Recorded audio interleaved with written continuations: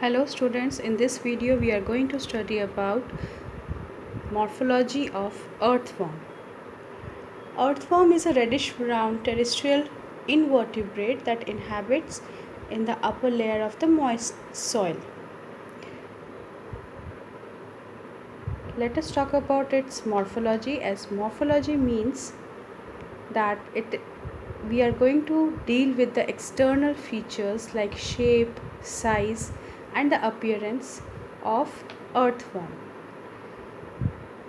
The body of earthworm is long and cylindrical, and it is divided into numerous segments or metameres, that is about 100 to 120. That is why, because of the presence of these metameres or the segmentation present in the body of earthworm, they exhibit the characteristic that is called as metameric segmentation.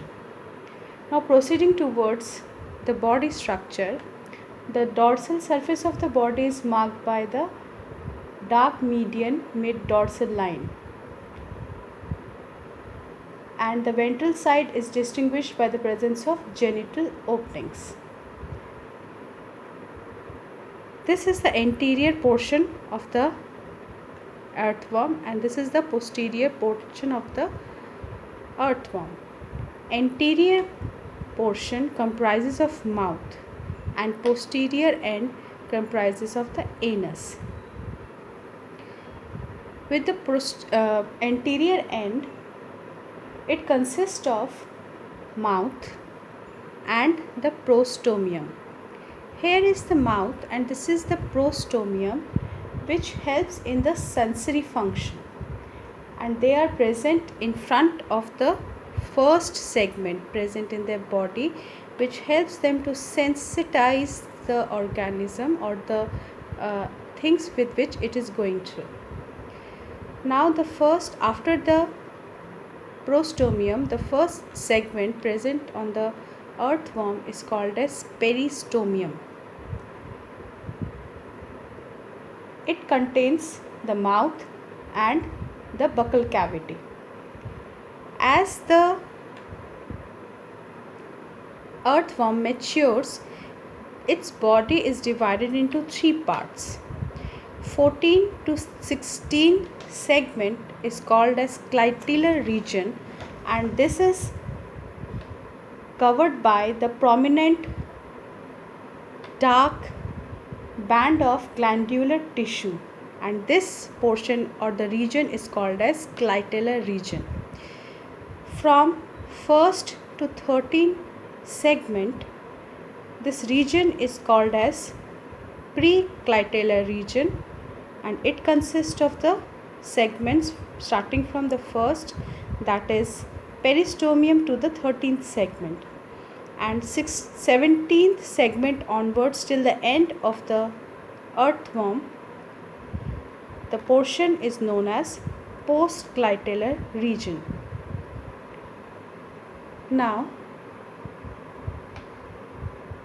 there are four pairs of spermathecal apertures that are situated on the ventral or the lateral sides of the earthworm, and these are called as intersegmental grooves, and they lie at the position of 5 to 9 segments. That means at 5 and 9 segments there is a presence of spermathecal apertures of intersegmental grooves. As we know that earthworm is hermaphrodite in nature, that is male and female genital pores are present on the same segment. It is also called as dioecious organism because of the presence of both male and female sex organs. Now at the 14th segment there is a presence of female genital pore, whereas at the 18th segment there is a presence of male genital pore, thereby making earthworm as a dioecious or hermaphrodite organism. Now there are also the presence of nephridopores. These are few small pores that are present at the ventrolateral side of the earthworm, wherein the excretory waste comes out of the body through these pores.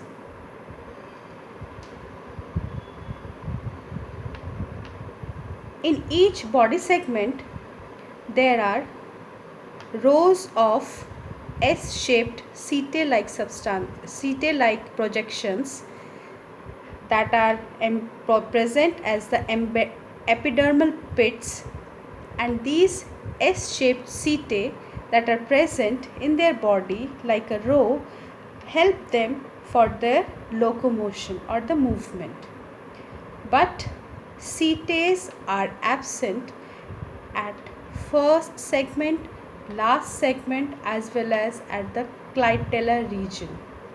Therefore, the movement of the earthworm is done with the help of setae that are present on their body as their epidermal pits. Thank you for watching this video.